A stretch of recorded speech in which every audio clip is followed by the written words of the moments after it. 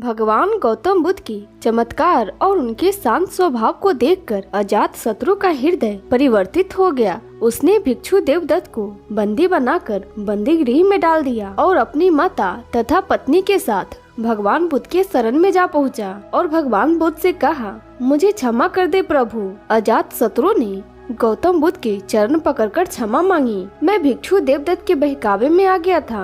मैंने आपकी स्नेह वाणी को समझने में भारी भूल की। मुझे क्षमा करे, अन्यथा मैं यही आपके चरणों में अपना जीवन उत्सर्ग कर दूंगा। अजातशत्रु को पश्चाताप के आंसू बहाते देखकर भगवान गौतम बुद्ध ने उसे क्षमा कर दिया और उसकी माता तथा पत्नी सहित उसे बौद्ध धर्म में दीक्षित कर दिया। फिर अजातशत्रु ने भगवान गौतम बुद्ध से कहे, प्रभु मैं उस देवदत्त का क्या करूं? मैंने उसे बंद गृह में डाल दिया है। तो भगवान गौतम बुद्ध अजातशत्रु से कहे, उसे छोड़ दो। जो पाप उसने किए हैं उसके लिए वो स्वयं ही एक दिन पश्चाताप करेगा। अजातशत्रु ने देवदत्त को बंदी गृह से मुक्त कर दिया, परंतु उसे अपने किए पर जरा भी पश्चाताप नहीं हुआ। एक रात उसने स्वयं ही भगवान गौतम बुद्ध को खत्म करने की योजना बनाई। उसने अपने नाखूनों में भयानक विष लगा लिया और भगवान गौतम बुद्ध के सम्मुख पहुंचा। वह चाहता था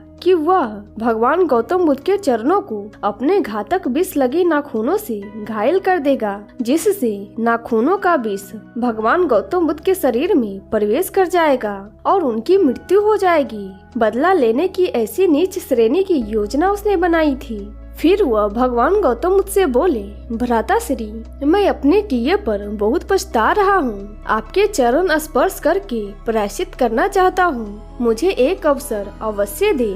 परंतु वह जैसे ही भगवान गौतम बुद्ध के चरण स्पर्श करने के लिए नीचे झुका, भगवान गौतम बुद्ध ने उसे पैर की ठोकर से दूर उछाल दिया और बोले, मैंने तुझे कई बार ईर्ष्या छोड़ने के लिए कहा, पर तू नहीं माना। अब अपने किए का दंड स्वयं ही प्राप्त कर। देवदत्त जैसे ही हवा से धरती पर गिरी, धरती फट गई और वह उसमें समा गया और उनको देखकर सारे लोग चीखने लगे।